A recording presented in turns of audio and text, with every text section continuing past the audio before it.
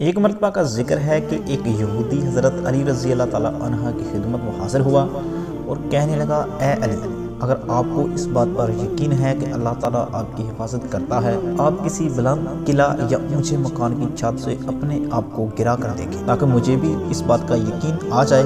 कि आपको अपने एतकाद पर भरोसा है। हज़रत अली रज़ी अल्लाह ताला अन्हा ने बहुत अच्छा जवाब दिया और फरमाया,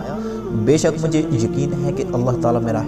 मुहाफ़िज़ है, लेकिन बंदे को ये हक़ हासिल नहीं है कि वो अल्लाह ताला की इम्तहान के ज़रिए आज़माइश करे,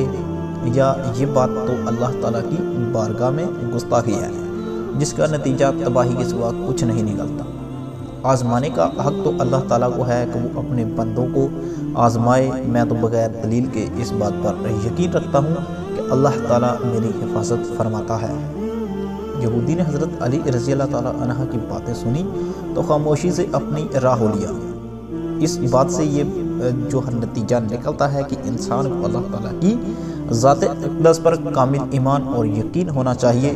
कि ज़िंदगी और मौत अल्लाह ताला के अख्तियार में है, और जानबूझकर मौत के मुंह में छलांग लगा देना दानाई की बात नहीं है।